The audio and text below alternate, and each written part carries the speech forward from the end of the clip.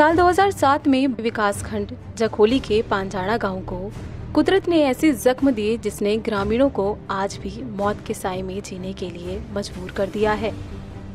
भले ही जिला प्रशासन ने इस गांव के 148 परिवारों को विस्थापन के लिए पहले स्थान पर रखा हो, लेकिन सरकारों ने इस गांव का विस्थापन अब तक नहीं किया है। साल दर साल कई बार बादल फटने की घटनाओं ने यहाँ के ग्रामीणों को मौत की दहलीज पर लाकर छोड़ दिया है। साल 2007 में बादल फटने से इस गांव में भारी तबाही मची थी, जिसमें आवासीय भवनों के साथ खेती और गौशालाएं भी बड़े पैमाने पर बुरी तरह ध्वस्त हो गई थी। इस दौरान ग्रामीण तब जान बचाकर कई महीनों तक गांव से दूर पंचायती भवनों और सरकारी स्कूलों में दिन काटने के लिए मजबूर हो गए थे।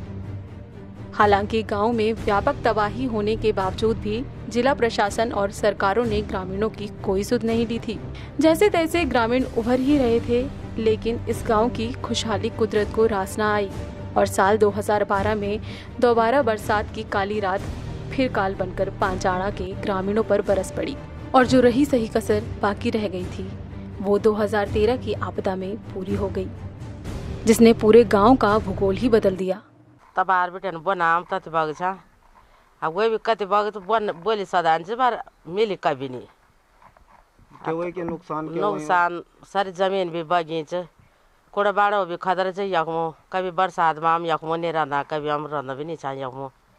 बहुत ये युची पर बारी दुर्घटना चाहिए कभी जन डांग से आया था ना तत्ता ने तो डांग बहुत मुश्किल से ये था तला हम बचा था पर कभी ये चावना सही जाल की सर कुड़ भी दखले जाए पर नीचे हमारे मानस आज छ वणी भी नीचे कभी नहीं हम सड़ी मेनू भी नीचे हम तो दिक्कत के हम तो ये कि हम तो रोना था कमरा नीचे न हमारे मकान टूटे न जो बेचारो पैसा रहे न लोग नौकर चाकर वाल रहे न लोग फोन गाड़ी में मकानी हम डोंगा फोन वाल से न हम एक मोछन कुछ नहीं मिले। हम तो अभी बोलना लोग कति आदि में सरकारी आदि कति जांच वेगिन हम आज दला कुछ नहीं मिलेगा। पांजाणा गांव में 3 बार बादल फटने से आवासीय भवन बुरी तरह जर्जर हो गए हैं, जबकि इस गांव में लगातार भूदसाव हो रहा है, जिसके चलते दर्जनों मकान ध्वस्त हो गए हैं। वहीं आर्थिक रूप से संपन्न परिवार गांव छोड़कर सुरक्षित स्थानों पर चले गए, लेकिन गरीब, असहाय और आर्थिक रूप से कमजोर ग्रामीण उन्हीं ध्वस्त भवनों में मौत के साए में रहने को मजबूर हो गए। पर आज वो मकानें जो पहले टाइम में जो ख़त्म हो गई हैं, पर और मकानें भी धीरे धीरे जो हैं धंस रही है। आज ये गांव रहने लायक नहीं है, बिल्कुल किसी भी तरह नहीं है। लोग जो जिनके पास थोड़ा बहुत पैसा था या जो सरकारी कर्मचारी थे वो तो अपने बच्चों को साथ ले गए, कहीं एडजस्टमेंट कर दिया उन्होंने। पर जो गरीब आदमी है जो पत्थर फोड़ रहा है या अपने बच्चों को किसी भी तरह पाल रहा है तो उसके तो अभी भी मतलब रहने लायक न तो घर है और न वो यहाँ पे जीवन यापन कर सकते हैं। शासन प्रशासन तो कह रहा है जी कि हम कर रहे हैं जी, लेकिन अभी तक कुछ हुआ नहीं, धरातल पे कोई काम दिख नहीं रहा जी। हमारे खुद मकान 2007 में ध्वस्त हो गए थे जी बादल फटने की वजह से, लेकिन शासन प्रशासन ने कहा कि हम तुम्हारा विस्थापन करेंगे, लेकिन प्रभावित परिवारों को छोड़ दिया और अन्य को ले लिया जी। ये हमारा कहना है जी कि हमारा तुरंत जो है विस्थापन कर दिया जाए। स्थिति क्या है? कुछ सुधार नहीं हुआ सर यहाँ का।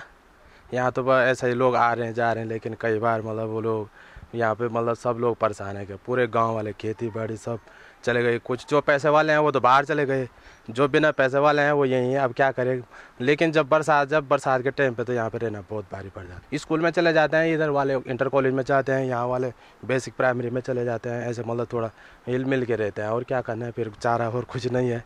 ग्रामीणों में हर वक्त ये डर बना रहता है कि ना जाने कब उनके भवन गिरकर उनकी मौत का कारण बन जाए। सरकारी कारिंदे ना जाने कितनी बार गांव का सर्वेक्षण कर चुके हैं, जबकि भूगर्भीय रिपोर्ट में भी इस गांव को रहने लायक नहीं बताया गया है। इन सब के बावजूद भी गांव का विस्थापन नहीं हो पाया। इसमें देखिए, जब 2013 की आपदा आई थी उसके पश्चात सबसे पहले तो उन परिवारों पर ध्यान दिया गया जिनके कि मकान पूरी तरह से क्षतिग्रस्त हो गए थे। उनको ODCH स्कीम के अंतर्गत 7 लाख रुपए की सहायता दी गई थी और इसके अनुसार हमारे जनपद में लगभग 1500 से अधिक लाभार्थियों को लाभान्वित किया गया था।